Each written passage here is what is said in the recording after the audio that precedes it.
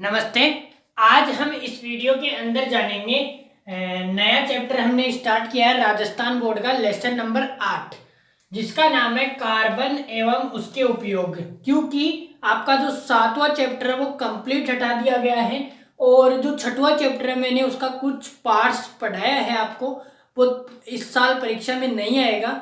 तो मैंने इसी कारण अगला वाला भी आपको नहीं पढ़ाया, ना ही 7वां पढ़ाया, क्योंकि इस बार नहीं आएगा और अगले साल 2021 की एग्जाम इस बार लगेगी। 2022 में आपका न्यू सिलेबस आएगा तो हम न्यू सिलेबस को ही पढ़ेंगे। तो इस बार जितना आता है उतना उतना ही हम पढ़ेंगे। तो इस चैप्टर की बात करते हैं। लेसन नंबर 8 कार्बन एवं उसके यौगिक क्या है। देखो, इसके अंदर हमें कार्बन का अध्ययन किया कराया गया है कि कार्बन क्या है, कैसे यौगिक बनाता है, इसके कौन कौन से यौगिक होते हैं एवं उसके यौगिक कौन कौन से यौगिक होते हैं। देखो, चैप्टर के स्टार्ट में एक वैज्ञानिक का नाम दिया गया है वर्जिलियस। ये वर्जिलियस एक साइंटिस्ट थे। इन्होंने एक सिद्धांत दिया था, जैव शक्ति सिद्धांत।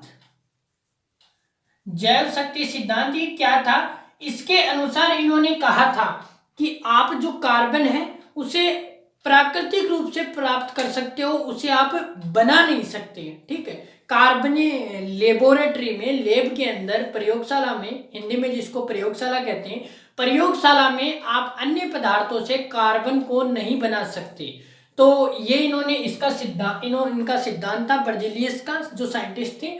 बाद में एक नए आए साइंटिस्ट हवोलर ने क्या किया, इनके जैव शक्ति सिद्धांत का प्रतिपादन किया, मतलब इनको विखंडित कर दिया और ये जैव शक्ति सिद्धांत फेल हो गया। इन्होंने क्या किया, जो लेब है उसके अंदर अलग अलग पदार्थों से कार्बन निष्कर्षित करके दिखा दिया, कार्बन पृथक्करण करके दिखा दिया कि ये देखो कार्बन निकलता है। जबकि इन्होंने कहा था कि जो कार्बन है वो प्राकृतिक रूप से ही प्राप्त किया जा सकता है, उसको संश्लेषण करके बनाया नहीं जा सकता। इन्होंने क्या किया, इन्होंने अमोनियम सल्फेट को पोटेशियम साइनेट के साथ गर्म कर दिया, तो अमोनियम साइनेट बन गया और K2SO4 बन गया। ठीक है, पोटेशियम सल्फेट बन गया। तो अब इसके बाद ये वाला जो पोर्शन है अमोनियम साइनेट को इन्होंने फिर से गर्म करवाया और यहाँ पे NH2CONH2, ये यूरिया का सूत्र होता है। तो यूरिया का सूत्र में ये जो है कार्बन ऑक्साइड, ये कार्बन ऑक्साइड का सूत्र भी होता है CO। तो यहाँ पे कार्बन क्या बन गया, यहाँ पे इन पे कार्बन निकल गया, जो कि ये निकालना चाहते थे। और इस कारण ये जो जैव शक्ति सिद्धांत है ये खत्म हो गया, जीरो हो गया, नील बटा सन्नाटा, इसका कोई मतलब ही नहीं रहा। ठीक है, अब देखो आपकी आगे जो बुक है उसमें एक चीज और है कि सिग्मा और पाई बंध क्या है। इसमें दे रखा है सिग्मा और पाई। देखो, जो बंध होते हैं उनका नामकरण दो प्रकार से किया जाता है, सिग्मा और पाई। ये कैसे किया जाता है, ये देखो, आपने कहीं पे सिंगल इस तरह से बंध देखा होगा, जैसे कार्बन और हाइड्रोजन है, तो इसके बंधे में ये बंधा आपने जरूर देखा होगा। ठीक है, और आपने इस तरह से डबल बंध भी देखा होगा। ठीक है, आपने यहाँ पे डबल बंध भी देखा होगा, जैसे CH2 CH2। ठीक है, और आपने यहाँ पे C3 बंध भी देखा होगा N। तो इसके अंदर हम ये कैसे डिसाइड करें कि इनमें से ये बंध सिग्मा है या ये बंध सिग्मा है या ये बंध सिग्मा है या इनमें से पाई कौन सा है। तो देखो, सिंपल भाषा में समझाते हैं आपको। जहां पे भी सिंगल बंध होगा, यानी कि एक डंडा होगा, उसको कहा जाता है सिग्मा। इसका नाम है सिग्मा और ये आपका मैथ वाला पाई। ठीक है, इसको कहा जाता है सिग्मा, इसको सिग्मा बंध कहा जाता है जहां पे सिंगल बॉन्ड हो। और जहां पे ये डंडे आपको दो दिखाई दे, तो इन दो डंडों में जो एक होगा वो होगा सिग्मा और एक होगा आपका पाई। एक होगा सिग्मा और एक होगा पाई।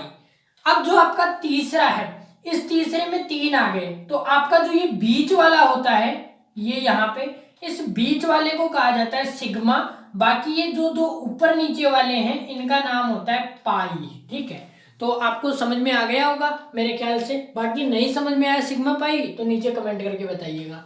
अब देखो, जो कार्बन होता है उसकी विशेषताएं। कार्बन का विन्यास जो होता है वो होता है 1s2 2s2 2p2। ठीक है, 1:2 2:2 2p2। अब ये कैसे निर्धारण किया जाता है, तो इसका निर्धारण आप उच्च कक्षाओं में सीखेंगे। ये किया जाता है ऊर्जा अंकन नियम के आधार पर, जो कि हम एक्स्ट्रा आपको इसी यूट्यूब चैनल पे इन फ्यूचर में कभी समझाएंगे।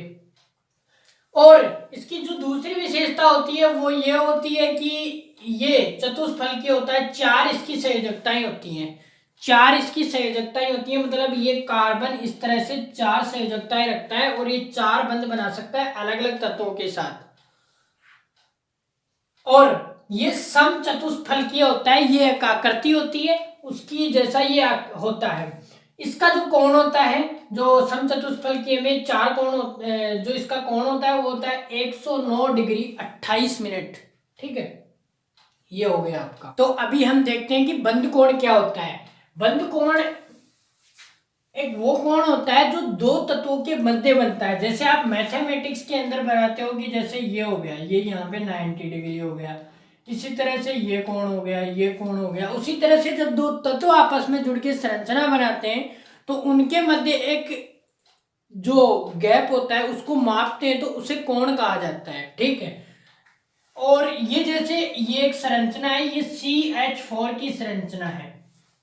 ठीक है, CH4 इसे मार्स गैस कहते हैं, मार्स गैस इसकी संरचना है। इसके अंदर आप जैसे यहाँ पे ये संरचना बन गई तो यहाँ पे ये इसका जो कोण होता है वो 109 डिग्री 28 मिनट का होता है। अब बात करते हैं दूसरा है आपके श्रृंखलन। श्रृंखलन क्या है? श्रृंखलन का मतलब नाम से ज्ञात हो रहा है कि श्रृंखलन, श्रृंखला मतलब ज्यादा से ज्यादा ये लंबी एक श्रृंखला का निर्माण कर ले। जैसे अभी जो कोरोना वायरस था उसके टच में कोई भी आया तो दूसरा जुड़ गया, तीसरा आया तो वो भी संक्रमित, चौथा आया वो भी संक्रमित, पांचवा आया वो भी, फिर वो 5 के 5 और संक्रमित आए वो भी संक्रमित।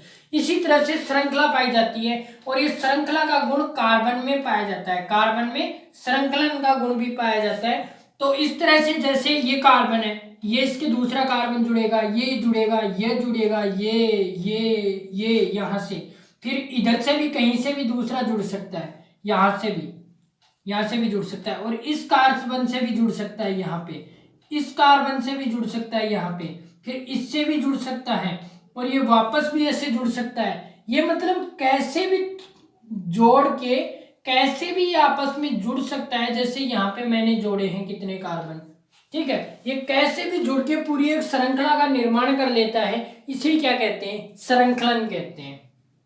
ठीक है, जैसे यहाँ पे ये तो एक उदाहरण हो गया कि श्रृंखला। अब इसमें एक उदाहरण देखते हैं हम, जैसे कि CH3 CH2 CH2 CH2 CH2 और ये CH3।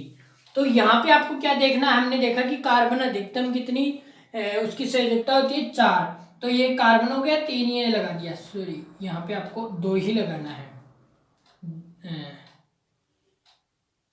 नहीं यहाँ पे 3 लगेगा, 3 और 1 4, इसी तरह से 2 ये, एक इधर से लेगा एक इधर से लेगा, जो आप सहसंयोजक बंध भी समझोगे। अभी सहसंयोजक बंध समझाते हैं आपको क्या होता है ये। देखो, सह संयोजक बंध नाम से स्पष्ट है, सह अलग अलग कर दो इनको, सह संयोजक बंध को एक बार छोड़, बंध, ठीक है, सह संयोजक बंध मतलब सह यानी साथ, संयोजक यानी जुड़ना, और बंध यानी बंध। तो मतलब इसका यहाँ पे मतलब हुआ कि जो आपस में साझा करके एक दूसरे से जुड़ जाते हैं उसे क्या कहते हैं? सहसंयोजक। सह का मतलब सहायता करना। तो यहाँ पे जो कार्बन होता है उसके पास 4 इलेक्ट्रॉन होते हैं, वो हाइड्रोजन के साथ, हाइड्रोजन के पास बाह्यतम कोश में 1 इलेक्ट्रॉन होता है, तो ये हाइड्रोजन के साथ सहसंयोजक बंध बना लेता है। ठीक है, इसी तरह से यहाँ पे इन्होंने सहसंयोजक बंध बना रखे हैं। तो अभी हमारा नेक्स्ट जो टॉपिक है वो है हाइड्रोकार्बन। देखो, हाइड्रोकार्बन क्या होता है? हाइड्रोकार्बन नाम से स्पष्ट है, हाइड्रो और कार्बन, जिसमें हाइड्रोजन और कार्बन यौगिक हाइड्रोजन और कार्बन मिलकर जिस यौगिक का निर्माण करते हैं उसे हाइड्रोकार्बन कहते हैं। ठीक है, हाइड्रोजन और कार्बन मिल जाए तो जिससे जो भी यौगिक बने उसे हाइड्रोकार्बनिक यौगिक कहते हैं। अब हाइड्रोकार्बन का भी वर्गीकरण किया गया है। हाइड्रोकार्बन को सबसे पहले 2 भागों में बांटा गया है, अचक्रीय और चक्रीय यौगिक। नाम से स्पष्ट है और यही इनकी परिभाषा है कि जिनके अंदर चक्रीय वलय पाई जाती है उन्हें चक्रीय हाइड्रोकार्बन कहा जाता है, और जिनके अंदर अचक्रीय मतलब सीधी खुली श्रृंखला पाई जाती है उन्हें अचक्रीय हाइड्रोकार्बन कहा जाता है। अब इधर आ जाते हैं हम थोड़ी देर के लिए, उसको बाद में देखेंगे। पहले अचक्रीय हाइड्रोकार्बन। अचक्रीय हाइड्रोकार्बन आपका दो प्रकार का होता है, संतृप्त हाइड्रोकार्बन और असंतृप्त हाइड्रोकार्बन। तो संतृप्त हाइड्रोकार्बन के अंदर आपका सिर्फ जो यौगिक हैं उनके अंदर सिंगल बॉन्ड यानी कि सिग्मा बंध पाया जाता है, ठीक है। इसका उदाहरण है एल्केन। अब एल्केन क्या होता है ये हम अगली वीडियो के अंदर इसकी डिटेल स्टडी करेंगे। अब आ जाते हैं असंतृप्त।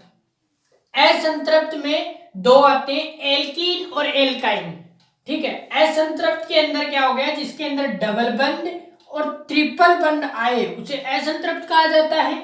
एल्कीन में डबल बंध आता है और आपके एल्काइन में ट्रिपल बंध आता है। अब ये आपका एल्केन, एल्कीन, एल्काइन, इसमें सिंगल बंध आता है। एल्केन में सिंगल, एल्कीन में डबल और एल्काइन में ट्रिपल। इन तीनों की हम अगली वीडियो में डिटेल स्टडी करेंगे, तो अगली वीडियो मिस मत कीजिएगा।